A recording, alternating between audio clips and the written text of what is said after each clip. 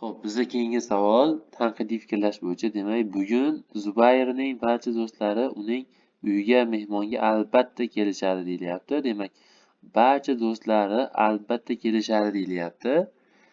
Xo'p, Muhammad Islom nima deyapti? Muhammad Islom aytayaptiki, bugun Zubayrning uyida faqat uning do'stlari va oilasi bo'ladi deyapti. Bir narsa demak xato bo'ladi. Misol oilasi bor yoki yo'qligi, balki oilasi boshqa joyga ketib turishi, faqat do'stlari bilan bo'lishi ham mumkin. Umuman olganda oilasi ham bor, demak barcha do'stlari ham kelgan. Undan tashqari boshqa do'sti bo'lmaganlar ham uning uyiga kelishi mumkin hisoblanadi. Chunki boshqalar kelmasin degan joyi yo'q. Mana bu tepadagi gapda begona odamlar bo'lmaydi degan gap yo'q. Faqatgina uning do'stlari keladi degan demak jumla ishlatilmaganligi uchun bu yerda Muhammad Islomning fikri xato hisoblanadi. Muhammad Aziz nima deyapti? Xo'p, Muhammad Aziz aytilyaptiki, bu yerda men Ikromjonni Zubayrning uyiga bormaganini bilaman.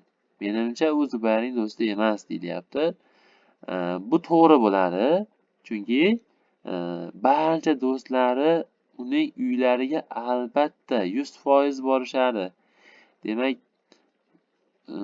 Zubayrni uyiga Ikromjon bormayaptimi? Demak, uning do'sti emas desak bo'ladi. Yuqoridagi gapdan kimning fikri to'g'ri ekanligini toping deganligi uchun faqatgina Muhammad Azizning gapi to'g'ri bo'lar ekan. To'g'ri javob B.